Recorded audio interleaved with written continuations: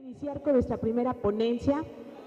Recibimos esta mañana a la consejera electoral María Dolores López Loza para que nos hable de nuestro primer ponente de las actividades de este día. Muchas gracias, buenos días. Bienvenidos a este foro. Contador Gregorio Guerrero Pozas, bienvenido por estar acompañándonos en este foro y por compartirnos este día toda su experiencia. Me voy a permitir leer una muy breve semblanza, la cual fue complicada reducir por la experiencia del contador. Quiero comentarles que él es contador público y fue miembro del Consejo Técnico Consultivo de la Auditoría Gubernamental. Asimismo, fue director de comercialización del Instituto Mexicano de Televisión, tesorero general y presidente de la Comisión de Contabilidad Gubernamental del Instituto Mexicano de Contadores Públicos, articulista del Financiero y de la revista Acción, publicada por el INAP. Sus actividades como contralor lo han llevado a desempeñarse como contador mayor de Hacienda y posteriormente fue contralor general de Pemex. De 2003 a 2007, contralor de la Financiera Rural y también fue titular del órgano de control de la Comisión Nacional Bancaria y de Valores. A propuesta del Instituto Politécnico Nacional hacia la Cámara de Diputados, fue Contralor General del IFE, convirtiéndose en el primer Contralor General de esa institución. El 14 de mayo de 2014, en periodo de sesiones extraordinarias del segundo receso, en el segundo año de ejercicio de la 62ª legislatura de la Cámara de Diputados, es reelecto como Contralor General, ahora del Instituto Nacional Electoral, por un periodo de 6 años. Le voy a ceder la palabra a nuestro invitado, al contador Gregorio Guerrero Pozas, quien nos compartirá la ponencia con el tema Los órganos del control interno y su vinculación con el Instituto Nacional Electoral y sus expectativas. Bienvenido, Contralor.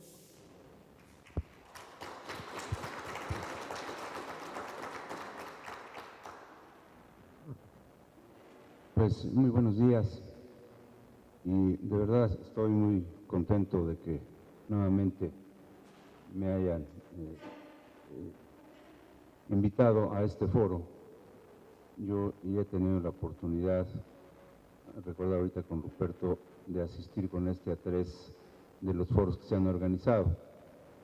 Y de verdad que siempre vengo con mucho gusto para estar con mis compañeros que también padecen igual que yo las vicisitudes de estar auditando y de estar motivando a las instituciones para que cambien sus procesos, para que mejoren la información, etcétera, etcétera. Y pues obviamente me da mucho gusto estar nuevamente con ustedes. Le agradezco mucho a Ileana Catalina que me haya invitado, al igual que al maestro, mi amigo Ruperto Retán. Yo preparé un documento que iré comentando con ustedes y pues desde luego estaré a sus órdenes para que después de que yo platique esto con ustedes podamos tener algún intercambio de situaciones que ustedes quisieran comentar conmigo. Muy buenos días a todos. Es para mí un gusto y un honor el poder participar nuevamente en este significativo evento, al que lamentablemente no pude asistir el año pasado, ya que coincidió con el proceso de ratificación que la Honorable Cámara de Diputados determinó para que continuara al frente de la Contraloría General por otro periodo de 6 años, ahora en el Instituto Nacional Electoral.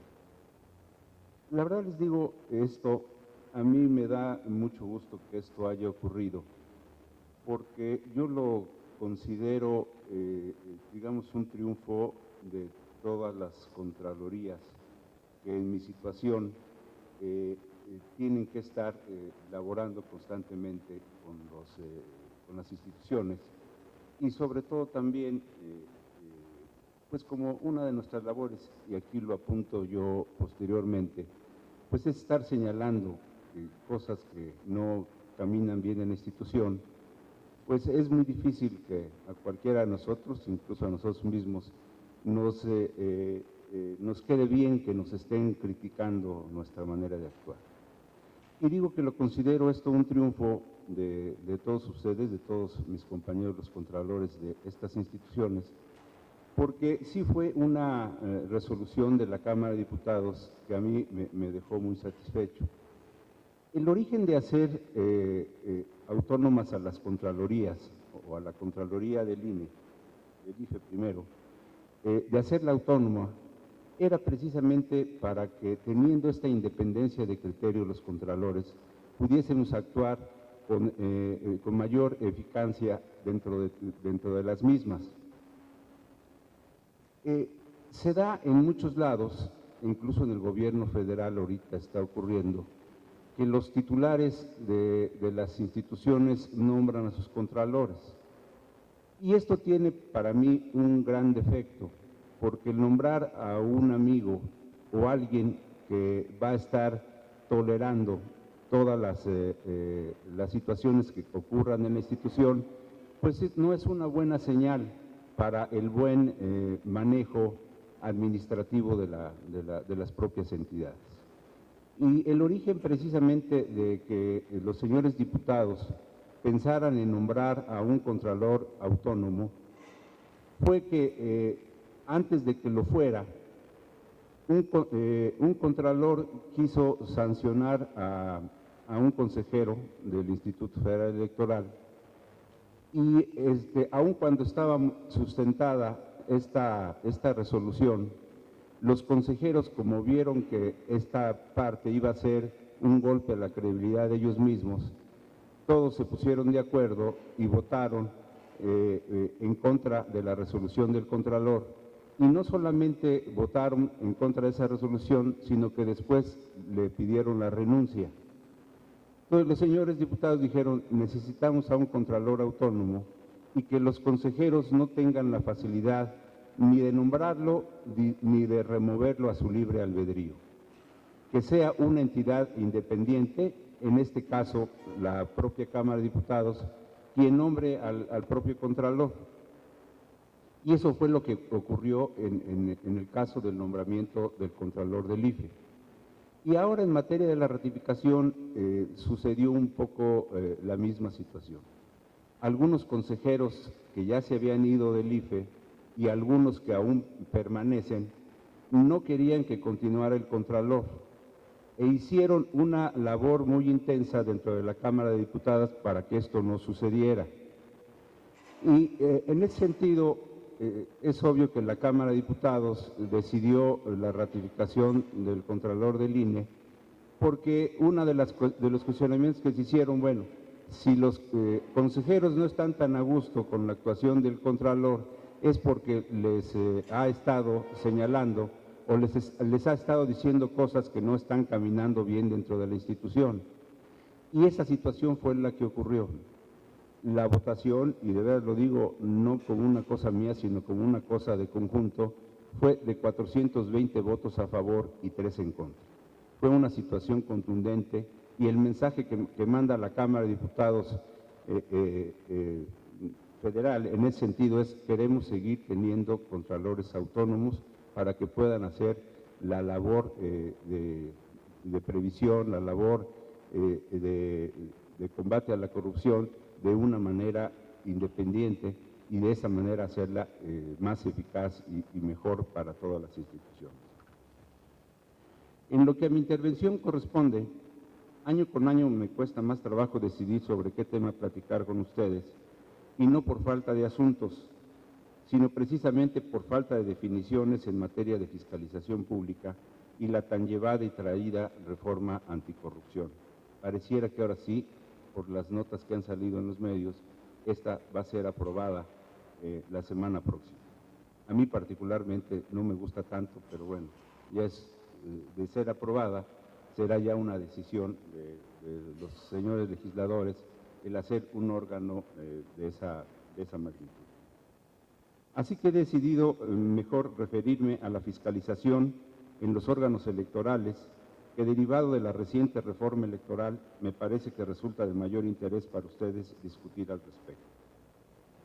En virtud de que advierto que algunos de ustedes se están incorporando recientemente como contralores a los órganos electorales que ya han sido renovados y algunos otros están en espera de dicha renovación, considero relevante compartir con ustedes 3 enfoques de los que debe caracterizar la actuación de las contralorías de los órganos electorales.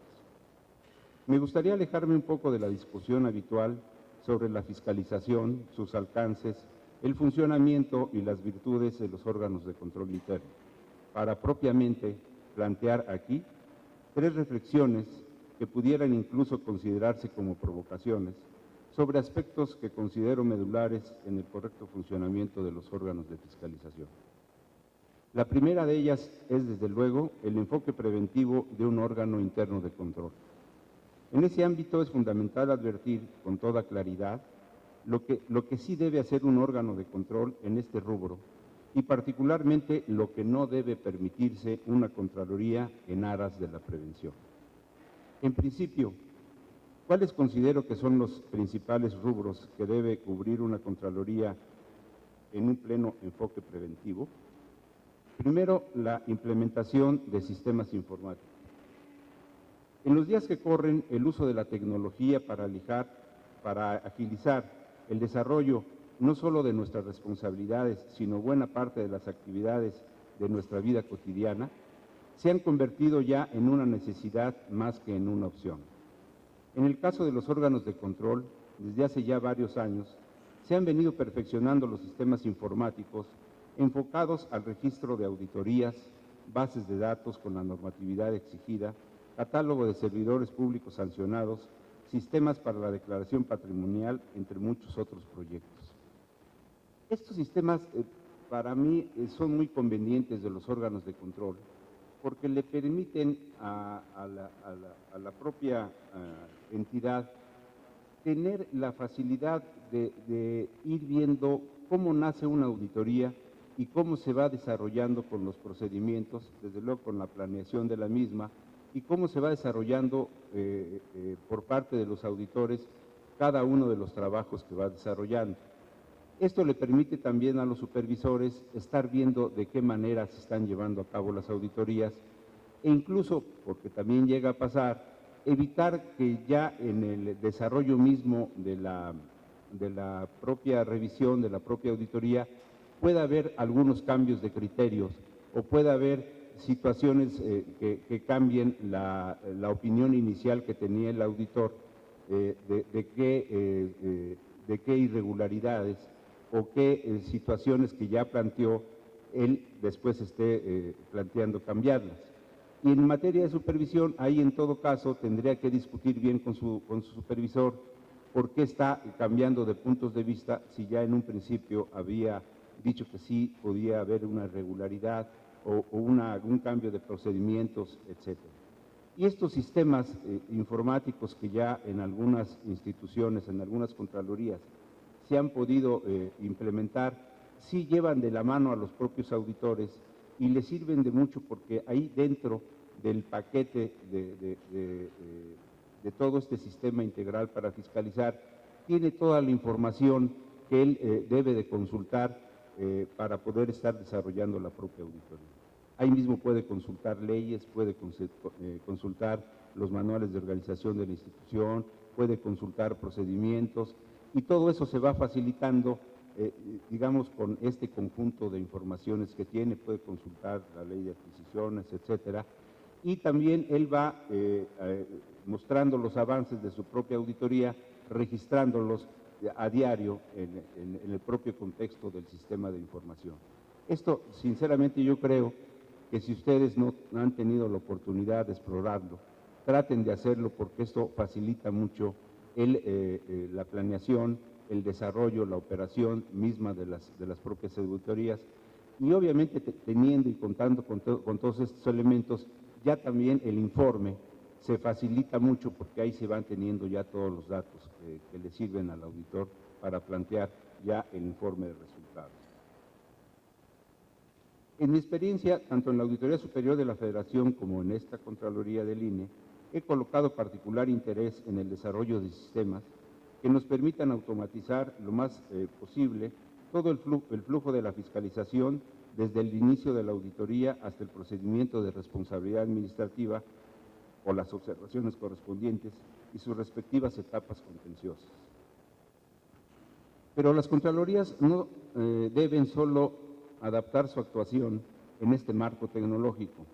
Tienen una responsabilidad clara de incorporar a las instituciones que fiscalizan en la senda de la sistematización, sobre todo en la parte administrativa.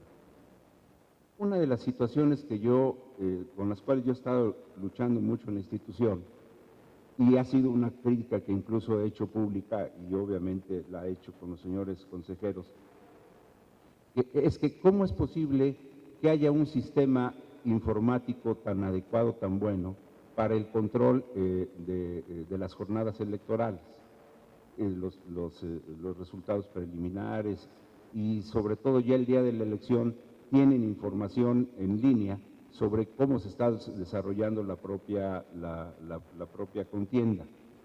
Entonces yo les he dicho, a mí se me hace imposible que sí hayan sido capaces de crear un sistema tan eficiente para dar información al momento en materia electoral, y cómo no han sido capaces de hacer un sistema de administración que siquiera nos dé resultados 2 días o 3 días después de que se están llevando a cabo las operaciones. Y que si han sido capaces de dar información en línea, que a mí incluso se me hace más complicado hacer esta operación que el tener información derivada del presupuesto y derivada de la contabilidad y que nos pueda dar resultados, si no en línea, que eso sería lo más adecuado, al menos tener la información a los 5 o a los 10 días después de cada cierre. Yo creo que esto es muy posible y yo creo que por eso es muy conveniente que nosotros como contralores seamos unos impulsores constantes dentro de cada una de las instituciones que nosotros auditamos, de que el sistema de información sea lo más adecuado y lo mejor para el beneficio de todos. La verdadera prevención radica en la insistencia de las Contralorías para edificar en conjunto con la institución sistemas de información administrativa que agilicen y eficienten la operación. La transparencia y racionalización en el ejercicio de los recursos públicos solo puede llegar en la medida que podamos contar con información cierta, útil y oportuna para la toma de decisiones cotidianas en cualquier institución pública. Los órganos electorales deben privilegiar la sistematización de su actuar administrativo frente a las constantes inversiones en sistemas informáticos para diversas actividades electorales. Un buen sistema informático sobre su proceder administrativo le permitirá en el futuro perfeccionar operativamente cualquiera de sus procesos de organización comicial.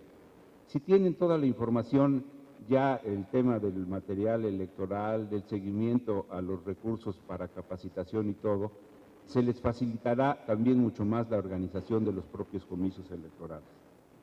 La verdadera prevención de los órganos de fiscalización está en el reto de sistematizar la administración de las instituciones. Otro tema que me resulta de mucho interés es el seguimiento a las adquisiciones.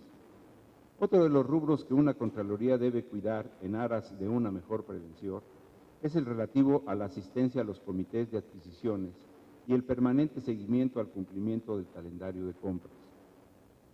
Mientras más atento se encuentre el órgano de control en cada una de las fases que involucran una adquisición, más elementos tiene para impedir una irregularidad.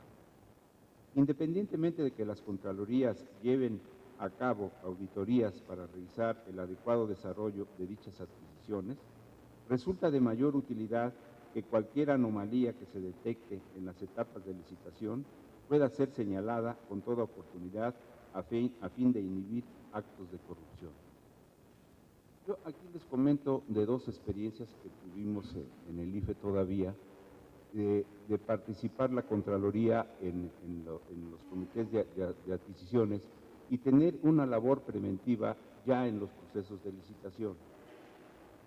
En las licitaciones de materiales electorales, cuando nosotros llegamos, sí estuvimos insistiendo mucho de que se hiciera la licitación abierta. Lo que anteriormente ocurría en la institución es que la asignaban a los talleres gráficos, y lo que hacían los talleres gráficos era asignarlo directamente a un proveedor, y eran ya ellos los que hacían ese trabajo. Pero vimos que era mucho más caro hacerlo de esa manera.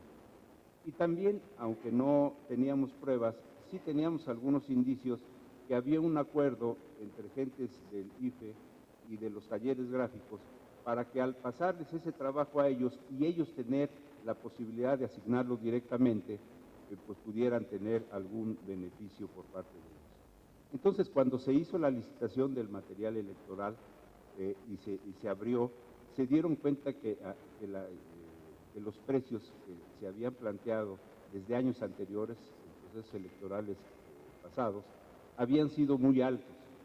Y en ese primer año, que parece que fue en el 2009 o en el 2010, la institución ahorró cerca de 20 millones de pesos por llevar a cabo esa licitación.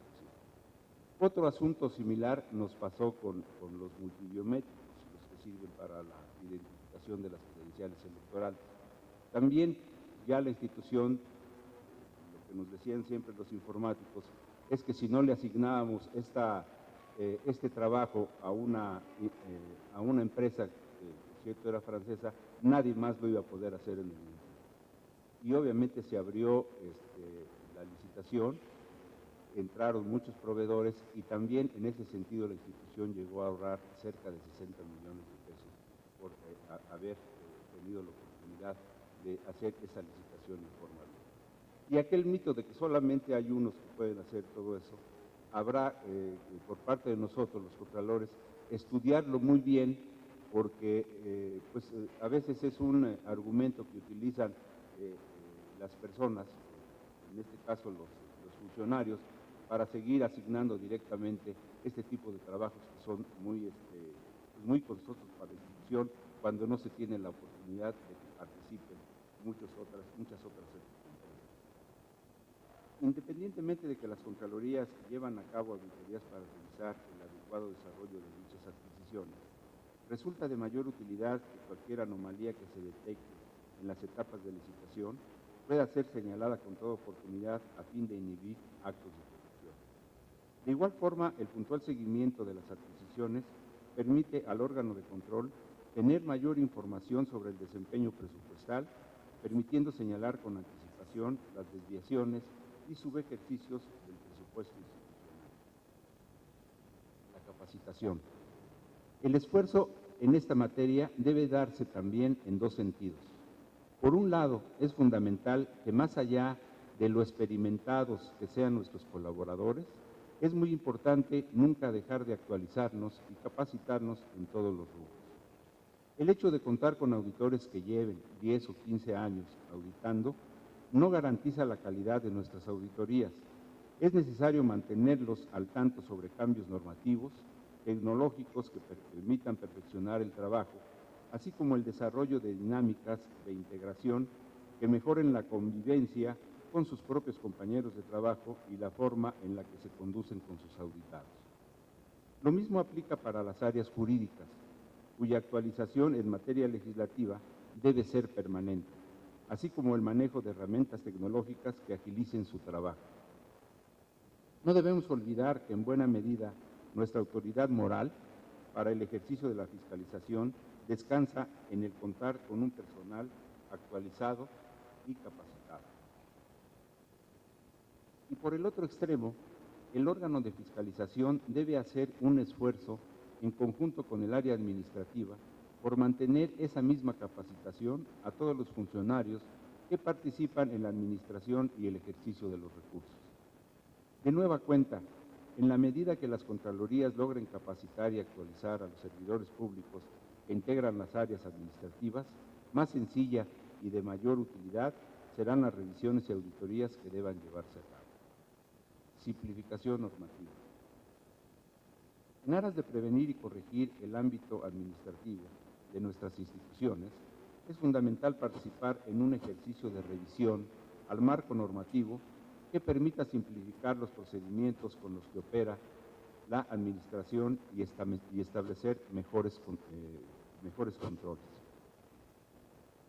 yo creo que ustedes también tienen la experiencia como yo, de que muchas instituciones, en el momento de hacer la normatividad, los procedimientos correspondientes, empiezan, pues la verdad, a inventar una serie de procedimientos adicionales, de cosas que las propias leyes no dicen, y se empieza a hacer muy azaroso el hecho de que todo el personal que tiene que ver con adquisiciones y con controles y todo, pueda llevar a cabo todos esos procedimientos que inventan las propias instituciones. Muchas veces nos critican a nosotros, los contralores, de que nosotros pedimos muchas aclaraciones y que nos digan muchas cosas que dice la normatividad.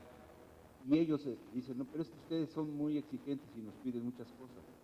Y la respuesta es, nosotros más pedimos lo que dice la normatividad.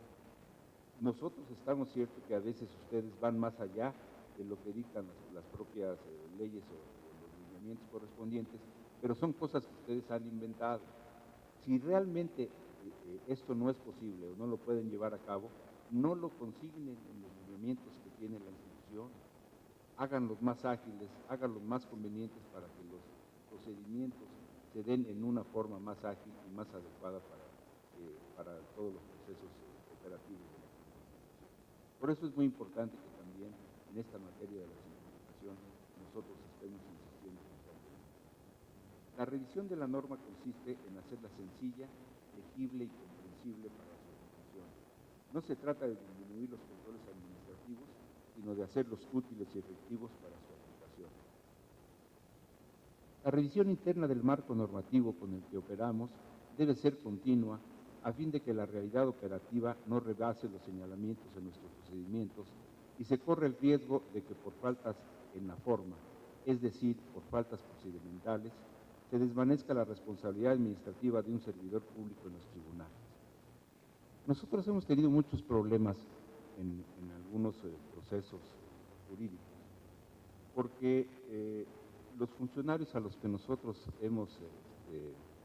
les hemos iniciado un procedimiento administrativo y que ya están en el desarrollo, en el poder judicial correspondiente,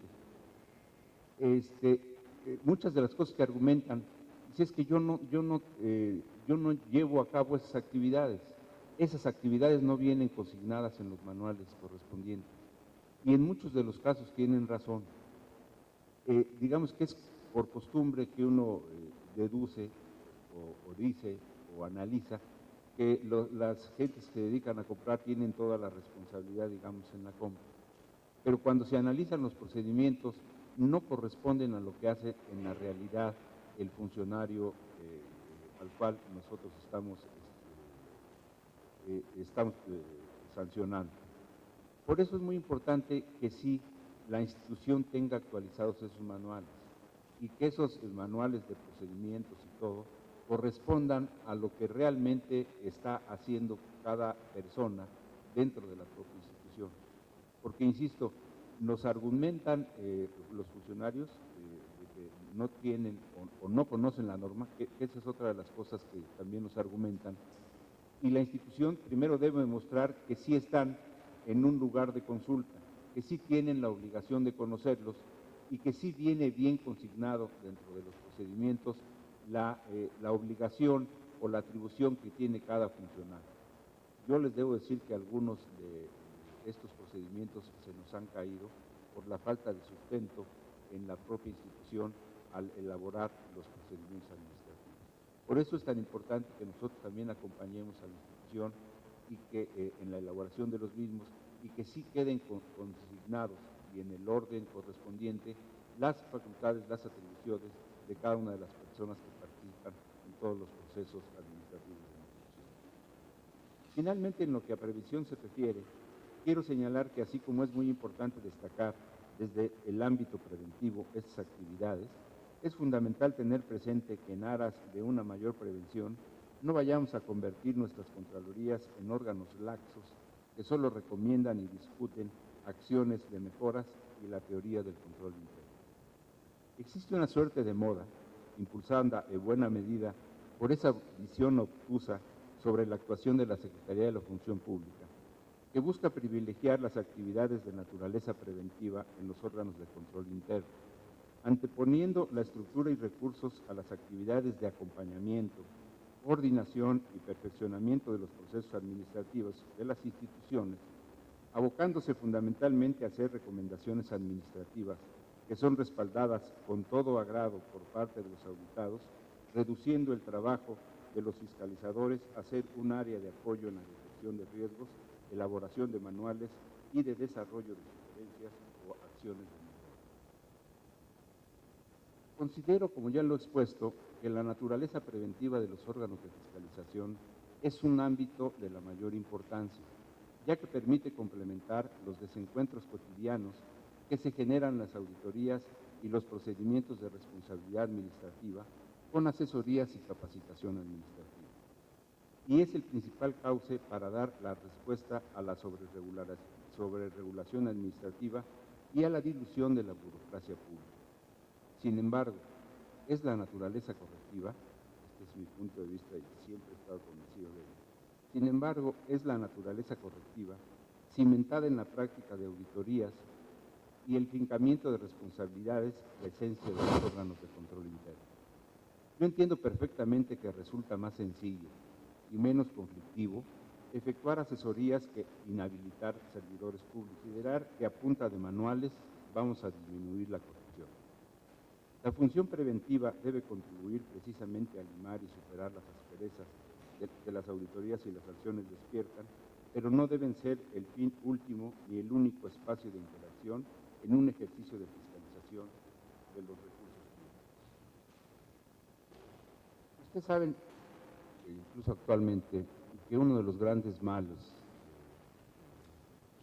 de la administración pública del gobierno, pues es precisamente la queja constante de toda la sociedad en materia de que no hay un efectivo combate a la corrupción y que obviamente existe impunidad y cierto encubrimiento cuando algún funcionario público o alguna persona ligada a las responsabilidades del servicio público no corresponden precisamente a lo que la propia ley le mandata y sobre todo que se beneficia con este tipo de actividades que han sido pues, encomendadas por ley o por las diferentes normas que existen en cada una de las instituciones. Y como esto de verdad sigue siendo un gran cáncer a nivel de toda la Federación del Pueblo Boliviano, de los estados, los municipios, yo creo que cada uno de nosotros desde nuestra responsabilidad que tenemos en los órganos de control interno, debemos ir contribuyendo a que esta parte que lastima mucho a la sociedad no se siga llevando a cabo de esa manera. Y pareciera que a veces nuestra participación en todo el engranaje administrativo es muy menor, pero en la medida que cada quien vayamos cumpliendo con esta responsabilidad, obviamente yo creo que vamos a contribuir a que el combate a la corrupción sea mucho más adecuado, porque sigue sucediendo, ustedes lo ven a diario, ven en los medios de comunicación, se platica en mesas, se platica en cafés, sigue existiendo esa situación y pareciera que no hay una forma de controlar. Y pareciera que cada camada seccional y anual de funcionarios que llegan produce nuevas riquezas, produce nuevas propiedades, produce nuevas situaciones de privilegio para un grupo de personas y nos la pasamos así y seguimos con todo este cáncer que lastima mucho a la sociedad y no hacemos nada porque esta situación que daña tanto a la sociedad pueda irse terminando, pueda irse viviendo de una forma ya más contundente. Es práctica común y lamentablemente muy frecuente en los auditores el efectuar la revisión, señalar los hallazgos, confrontarlos, redactar el informe final de la auditoría y olvidarnos para siempre de nuestro expediente, preparándonos a la semana siguiente para iniciar una nueva auditoría y repetir este ciclo nuevamente. Dicho con toda franqueza, a los auditores no les gusta hacer seguimiento. Tienen cierta desidia por el proceso de solventación y más aún por la integración de informes de presuntos hechos irregulares. Esta situación ha generado que la gran mayoría de las contralorías de todos los niveles del sector público acumulan una gran cantidad inmanejable de observaciones pendientes de solventar, que a su vez terminan por traducirse en programas de abatimiento del rezago, donde de un plomazo se cancelan o solventan bloques y años enteros de observaciones en razón a su propia antigüedad. Este círculo vicioso desvirtúa de forma absoluta la razón de ser de la fiscalización, reduciéndola a un ocioso coleccionismo de observaciones y archivo de papel sin ninguna finalidad ni beneficio público. Para nadie aquí es un misterio la presión que supone para el titular de un órgano de control la presentación de un informe de auditorías y en ocasiones la redacción misma de una sola observación en la confronta de una auditoría, ya ni hablar de una destitución, inhabilitación o cualquier imposición de sanciones administrativas. El Contralor debe estar perfectamente consciente que resulta inevitable y prácticamente hasta consuetudinaria la confrontación con el auditado. La posición del fiscalizador es por principio ingrata. El Contralor no está para ser amigo del titular de la institución, sino que está ahí precisamente para decirle las cosas que no quiere oír y que difícilmente va a querer aceptar. En efecto, resulta de mucha comodidad para un Contralor tratar de revisar lo menos posible, pelearse lo menos posible, contradecir a los titulares lo menos posible, porque esta institución le permite no llamar la atención. ¿Por qué situación le permite no llamar la atención? Construir una relación con los auditados que propicie ir a la oficina todos los días en un entorno de cordialidad. Todo esto supone una posición muy cómoda, pero profundamente irresponsable.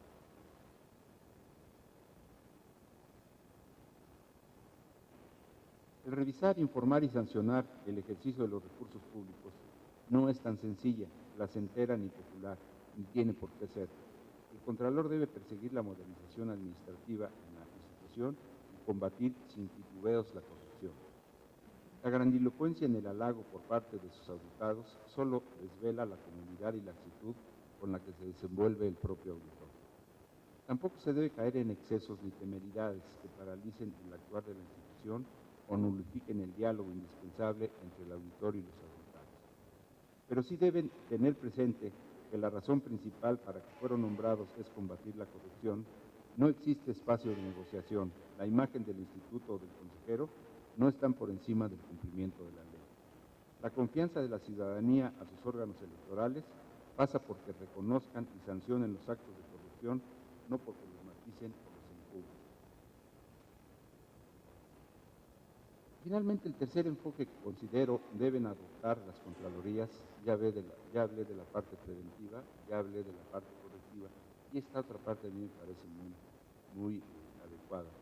Es como ser la voz de la conciencia de las propias instituciones. Finalmente, el tercer enfoque que considero deben adoptar es que las Contralorías de los órganos electorales deben ser un muro de conciencia y racionalidad. La tarea electoral en México, como ninguna otra, tiene un rasgo de permanente sospecha que lleva a la continua creación de actividades y áreas en el desarrollo de la organización comicial, que mantienen en constante crecimiento a la estructura de los órganos electorales y el gasto correspondiente. Las Contralorías deben de proveer de serenidad y limitar las constantes tentaciones de los consejeros electorales por crecer la estructura y aumentar el gasto de los institutos.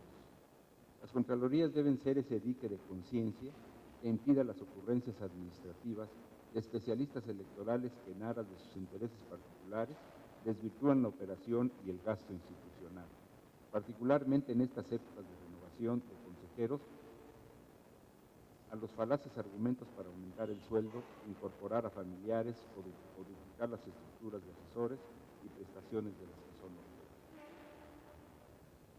En no pocas ocasiones el perfil académico y profesional de algunos de ellos los lleva a desconocer la normatividad administrativa y a procurarse sobresueldos o prestaciones ajenas a la realidad de la gran mayoría de los ciudadanos y del espíritu democrático que deben promover. Los órganos de control de los institutos electorales deben ser esa valla de resistencia que impida que los excesos administrativos desvirtúen la finalidad democrática de su nombramiento y diluyan la indispensable confianza de la ciudadanía en las instituciones que resguardan la validez de su gobierno. En síntesis, quiero respetuosamente invitarlos a que se conviertan cada uno de los órganos de control para los que han sido nombrados en contralorías que prevengan las irregularidades y modernicen la administración de sus institutos, en contralorías que combatan sin titubeos los actos de corrupción y en contralorías que mantengan la racionalidad y la conciencia democrática ciudadana que da origen a las autoridades electorales. Antes de concluir mi intervención, tengo muy claro que muchos de ustedes tienen dudas e inquietudes sobre la interacción que derivado de la reforma debemos tener entre la Contraloría General del INE y cada una de sus contralorías, sobre si existen disposiciones locales que se contrapongan u obliguen a una actuación conjunta. En un ánimo constructivo, a mí me gustaría que en un acercamiento con los subcontralores del INE, aquí me acompaña uno de ellos, pudieran hacerme llegar sus inquietudes y explorar la posibilidad de redactar unas bases de coordinación que pudieran suscribir más adelante y que nos permitan dar claridad a ciertos vacíos legales y definir rutas y criterios de actuación en beneficio de nuestras contralorías. No quiero dejar de agradecer la atención de todos ustedes y en particular la hospitalidad con la que me ha recibido la Contralora Liliana Catalina Arriola Sánchez del Instituto Electoral del Estado de Guanajuato y el maestro Ruperto Retana por permitirme nuevamente participar en este importante foro, esperando que este esfuerzo de cada año se traduzca en un paso firme hacia la consolidación de los órganos de control interno. Enhorabuena y muchas gracias. Estoy a sus órdenes.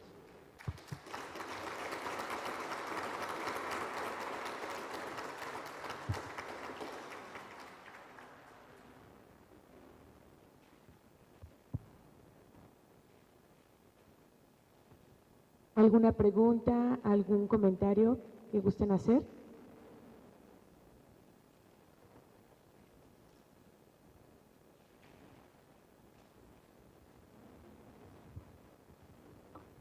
Gracias.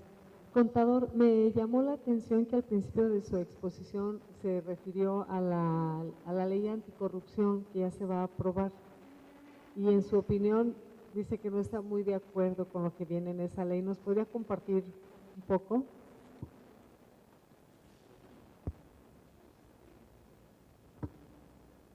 Hace algún tiempo a mí me hicieron una entrevista en un periódico, en el Excelsior, acerca de cómo concebía yo una nueva institución que se dedique realmente al combate a la corrupción. Yo hacía el planteamiento en un órgano casualmente similar al INE, en su momento, porque yo creo, miren, una de las grandes discusiones que yo he tenido es que los órganos de control hacen todo el trabajo de investigación, de revisión, y finalmente llegan a una conclusión que luego se va a los tribunales. La experiencia que yo tengo es que cuando llega a esas instituciones, en primer lugar, los jueces o los magistrados que revisan no tienen la experiencia en materia de fiscalización. Y a veces, de veras, llegan a tirar algunos casos por cualquier nimiedad, por cualquier situación que no tiene ninguna importancia. Y ahí a veces uno se pregunta si realmente es una pulcritud real porque un proceso no se llevó a cabo adecuadamente o porque ya la parte contraria a la institución les ha otorgado algún beneficio. Y lamentablemente muchos de esos casos se caen, pues a veces porque no se presentó un documento original, aunque vaya certificado, a veces porque no hay una prueba clara de que alguien falsificó algún documento para que le dieran un préstamo mayor de lista, por ejemplo, no haya la contundencia por parte de la institución, por parte de la Contraloría, de cómo esta persona se benefició con ese acto. Y luego después nos dicen, es que tú no puedes demostrar claramente que él fue el que hizo esa falsificación. Pues obviamente no se puede estar, nosotros no estamos en el momento en que hizo la falsificación, pero quién fue el beneficiado, quién fue el que tuvo que hacer todo este trabajo para lograr un beneficio. Estoy refiriendo además a experiencias que no han ocurrido aquí en pero eso sucede en muchos casos. Yo por eso decía, necesitamos un órgano que lleve a cabo todo el procedimiento, desde el procedimiento inicial hasta que se hagan las consignaciones correspondientes.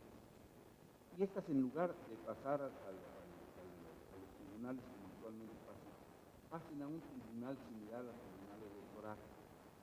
Y ahí se disputan estas propuestas que este órgano que hizo todo el trabajo les está planteando ya cuando se trata de asuntos penales o de asuntos de una resolución más definitiva. Lo que ocurre ahorita es que las labores de fiscalización están muy fragmentadas y el pretexto real de cada una de esas instituciones es que o no tienen la facultad para llevarlas a cabo, o por comodidad siempre le echan la culpa a la otra institución. Es que a mí no me da dientes la ley para poder sancionar correctamente. Y yo se lo paso a la otra institución para que lo haga. La otra institución dice, es que yo nada más llego hasta determinado momento y la solución definitiva va a tal otra entidad. Y así, digámosle muy coloquialmente, este peloteo no ayuda a que realmente el trabajo de fiscalización sea más unitario, más contundente. Una parte la hace el órgano interno de control, que por cierto, ahorita no conozco en todo caso, cómo va a quedar el Sistema Nacional de Fiscalización. Los titulares nombran a los contralores internos y la verdad hay experiencias de que nombran a sus amigos.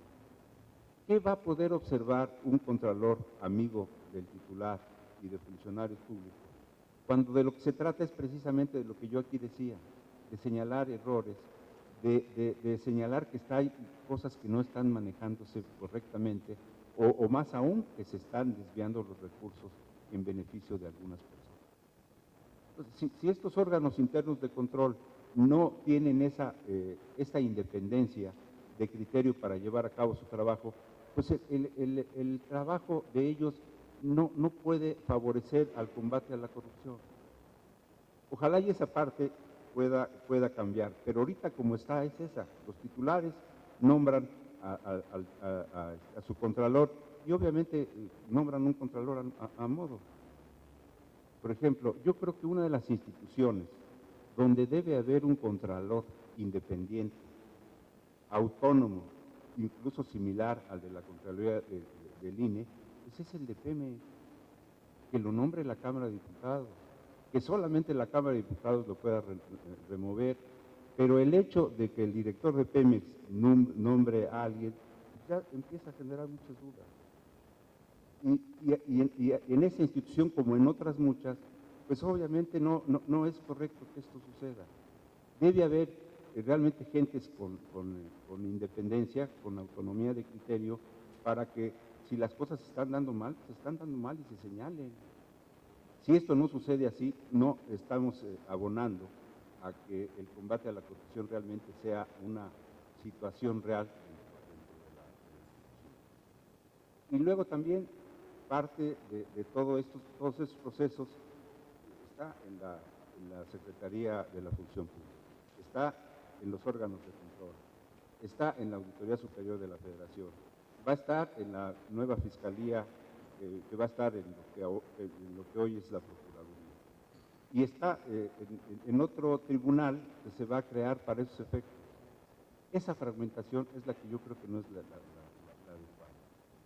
si se identifican bien quién puede ser o no el responsable de alguna resolución, como sucede, por eso yo hacía el planteamiento de una institución similar al INE. Ahí se ventilan todas las irregularidades. Y ahí mismo, a nivel público, es otra de los grandes beneficios de que se aireen las cosas, de que se comenten. Muchas de las cosas que no quieren que los contralores mencionen, esto puede afectar la imagen de la gente. Si las cosas no están bien, como sucede en el INE se discuten muchas, y se habla de muchas personas, y se dice que están actuando mal, y incluso se les inventan cosas. Eso sucede en la institución. ¿Por qué no puede suceder así esto en materia de corrupción? ¿Por qué si sucede en un caso político y por qué no con los funcionarios públicos? Si realmente se está actuando mal, que sea una institución la que señale este tipo de anomalías. Si finalmente esta institución se equivocó, va a existir un tribunal especializado en materia de combate a la corrupción para que diga si es correcto o no las resoluciones de autoridad. Como sucede, insisto, en el INE. A veces el tribunal le rechaza cosas a la institución.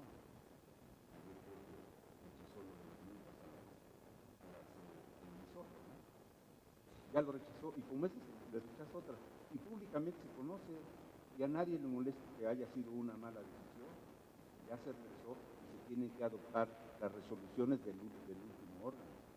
A veces dentro de la propia institución del INE, los consejeros muestran su desacuerdo por resoluciones del propio tribunal, y lo dicen abiertamente, y lo dicen convencidamente, y dan sus votos particulares.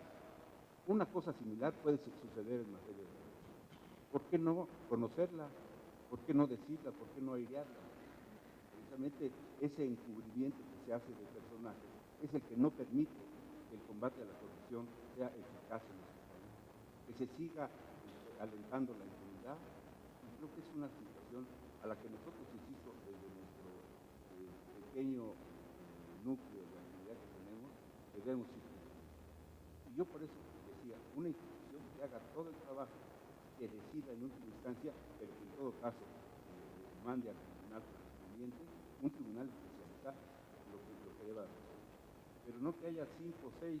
Luego todavía dentro de las instituciones hay un auditor externo. Si ustedes ven, todos los que participan son como 7 u 8 instancias para llegar a una resolución. Pues obviamente en el camino, cada quien se lava las manos. Yo no tengo la responsabilidad para uno. ¿Qué es lo que pasaba, lo que ha pasado con la Secretaría de Función Pública? ¿Por qué le dieron prioridad supremacía a las partes políticas? Porque no quería meterse en los problemas que tienen que ver con el combate a la corrupción. Lo que digo aquí es más fácil estarle sugiriendo a los auditores, oye, ya te observé esto por iniciar procedimientos administrativos. Por eso la Secretaría de la Función Pública, a través del tiempo, ha venido cayendo en situaciones de corrupción.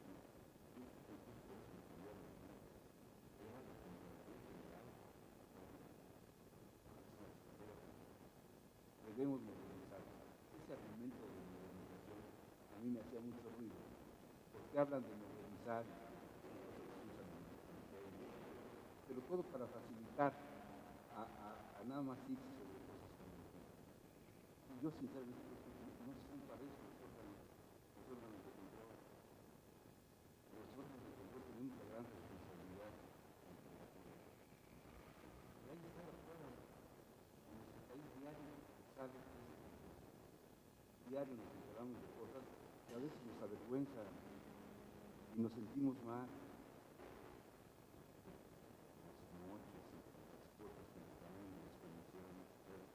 ¿Cuánto esta situación puede irse terminando si no somos capaces de crear un buen sistema que tenga responsables y no que se diluya con tanta responsabilidad? Esa era mi postura en ese sentido.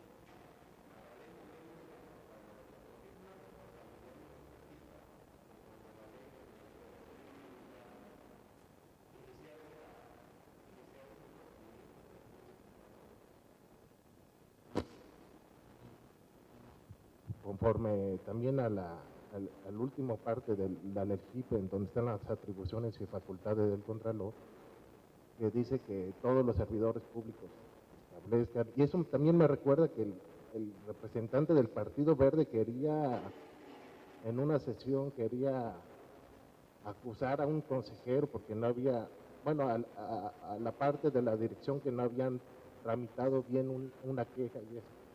No sé si me expliqué bien mi duda, contador. ¿Me puede usted responder? Te explicaste bien que ayer tuvimos una reunión con el consejero presidente, con el secretario ejecutivo, con uno de los consejeros, gente del área administrativa, jurídica, nosotros como Contraloría, que se está viendo la necesidad ya de apresurar el que salga el estatuto, porque sí existen una serie de dudas que se deben de plantear correctamente en el propio estatuto. Nosotros, por ejemplo, hemos tenido problemas con la aplicación a veces de las sanciones. Efectivamente, a veces también por comodidad hay sanciones que deben ser administrativas y entre la gente que los cometió y la gente que está encargado de los procedimientos del Servicio Profesional Electoral, los llevan por el lado nada más del estatuto del Servicio Profesional Electoral, pero también ahí ha habido infracciones administrativas. Y definitivamente las infracciones administrativas, pues obviamente las debe de ver la Contraloría. Y nosotros obviamente les damos seguimiento y se va por dos vías. Cuando hay una falta que tiene que ver con lo que se norma en el estatuto por parte de la propia institución, pero también si esa falta es administrativa, nosotros le damos el seguimiento correspondiente y en todo caso hacemos la sanción correspondiente. También nosotros nos hemos encontrado, y eso también ha sucedido ya en algunos procedimientos legales, que en el estatuto se plantea un periodo determinado para la resolución de los procedimientos, que es muy diferente al que se plantea en la ley de responsabilidades. Y en ocasiones los que nosotros pretendemos sancionar se han defendido argumentando que nosotros debemos apegarnos a lo que el estatuto dice y no a lo que dice la ley de responsabilidades o a lo que dice la propia LEGIP. Pero obviamente nosotros hemos ido por el camino. Afortunadamente también en el camino alguna resolución de la Corte, de la Suprema Corte, va en el sentido de que la parte administrativa debe ser resuelta por la Contraloría de Ley. Esa no se tiene que ir al tribunal, es una parte administrativa, porque también en unos procedimientos iniciales, en unos juicios iniciales, los sancionados se iban por el lado de que vamos al tribunal, y algunos los llevaron al tribunal, y obviamente nosotros decíamos que no, que era una situación administrativa y que debían de respetar la autonomía que la propia Constitución le plantea a la Contraloría del INE. Y también, como les comentaba, la Suprema Corte sí definió que la Contraloría tiene la facultad, la atribución de juzgar sobre esos asuntos. Esos no deben ir al tribunal. A veces la línea es muy delgada. Como delgado es esto que dice la ley, que el Contralor no se debe meter en cosas electorales. Nosotros para definir esa línea nos ha costado de verdad mucho trabajo, porque ¿qué situación electoral no tiene que ver con el dinero? Casi todas, o todas implican un gasto, todas implican una responsabilidad de tipo administrativo. E incluso algunas de las cosas sí vienen mencionadas en la LEGIP, y no tienen que ver con el manejo de los recursos, que curiosamente nos las da la LEGIP en la parte correspondiente a la. Sí, son situaciones difíciles, son de definición y el hilo a veces es muy delgado. Por eso también en la parte final de mi intervención yo los invitaba a que se pusieran en contacto con nosotros, porque también las leyes son diferentes en los estados. ¿Y cómo compaginar las leyes de los estados con la ley del INE? Yo creo que incluso algunas cosas no están bien previstas en las leyes, bien sea incluso en la nacional o en algunas de las leyes de los estados. Por eso yo creo que sí es muy conveniente que estudiemos esa parte y que le demos alguna solución. Y por eso también aquí mi propuesta de que en todo caso tenemos algunos acuerdos, alguna determinación para ver hasta dónde llegamos cada quien. Nosotros en la Contraloría del INE, porque así lo dice la Constitución, nos coordinamos con la Auditoría Superior de la Federación, porque ellos obviamente tienen la facultad de fiscalizar cualquier dinero público, pueden meterse a la institución electoral, pero como ya existe una Contraloría, por eso la Constitución le da la facultad de coordinarse. Tenemos un convenio con la Auditoría Superior de la Federación, precisamente para no duplicar, para estar trabajando coordinadamente y hacer un trabajo más adecuado.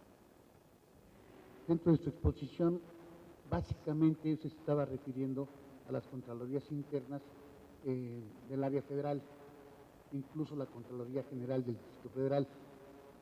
Pero, y aquí viene lo más importante, nosotros que tenemos la autonomía, esa es la que tenemos que salvaguardar precisamente para manejarnos en forma independiente, ya que nosotros somos nombrados por la Asamblea Legislativa, el mismo caso del INE, que es la federal. La mayoría de las observaciones, ¿no escucha, perdón? A ver, aquí. La mayoría de las observaciones, en las recomendaciones hacemos recomendaciones correctivas y preventivas. En una correctiva voy a poner un ejemplo de que no se llevó a cabo, muy simple, no se llevó a cabo una licitación pública y se hizo una invitación restringida sin haber pasado por el comité de adquisiciones, etcétera. Entonces lo que metemos, decimos, una correctiva es que justifique por qué no hizo la licitación pública o por qué no llevó el caso al comité de adquisiciones.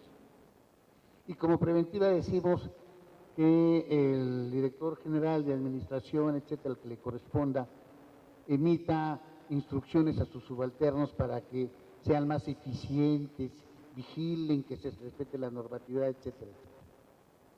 Y así lo hacen las áreas, ¿no? Se emite la circular o hacen una modificación al manual de procedimientos, etcétera, ¿no?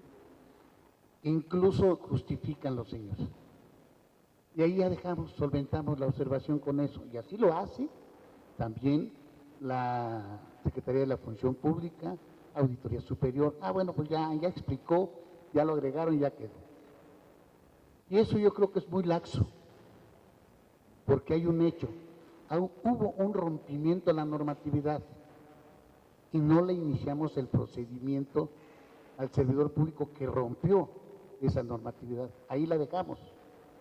Y yo me atrevo a asegurar que el 99% de los órganos de control interno, sean autónomos o no, así están operando. Y esa parte no está prevista. El día de ayer yo decía que nosotros como contralores internos, aun cuando seamos autónomos, no estamos exentos de que no se nos haga una responsabilidad en su momento. ¿Es cuánto? La cuarta final, que nosotros, como yo ayer comentaba, que los órganos de control interno, aun cuando seamos autónomos, no estamos exentos de que también se nos inicie un procedimiento por la no aplicación de los procedimientos administrativos, las medidas disciplinarias. ¿Es cuánto, maestro? Sí, desde luego, estoy totalmente de acuerdo contigo. En el caso de la Contraloría del INE, está previsto en la Constitución y en la ley que las sanciones hasta nivel de director las lleva a cabo la Contraloría en todas sus fases. Si estas tuviesen, la presunción de sanciones, tuviesen que ver con los directores ejecutivos o con el secretario ejecutivo, esta la resuelve el Consejo. la Contraloría tiene la obligación de presentar su propuesta al Consejo y el Consejo lo resuelve. Yo hace algunos años presenté una resolución en contra de un director de administración y el Consejo votó todos en contra de esa resolución. Para mí es una de las fallas que tiene la ley. Los consejeros electorales no son especialistas en esta materia y tienen la decisión última de un asunto tan importante. Tiene que ver incluso con lo que mencionaba hace un momento. Y los consejeros obviamente no conocen esta parte y tienen que resolver en última instancia. Para mí, obviamente, eso no es lo correcto. Pero bueno, así sucedió.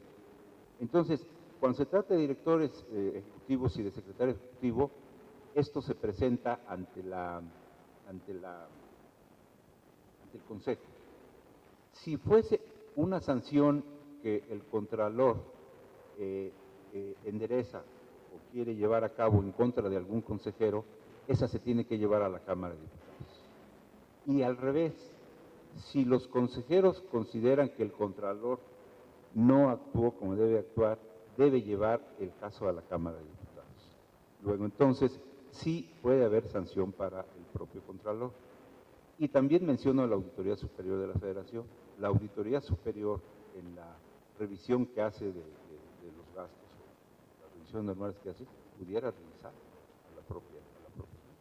Entonces, sí hay esa parte, está cubierta también esa parte, digamos que por los lados, por el lado del propio Consejo y por el lado de la institución que se encarga de fiscalizar a todo lo que tiene que ver con el gasto público. Pues agradecemos al contador público Gregorio Guerrero Pozas, Contralor General del INE, su participación esta mañana con la ponencia Los órganos de control interno y su vinculación con el Instituto Nacional Electoral. Expectativas.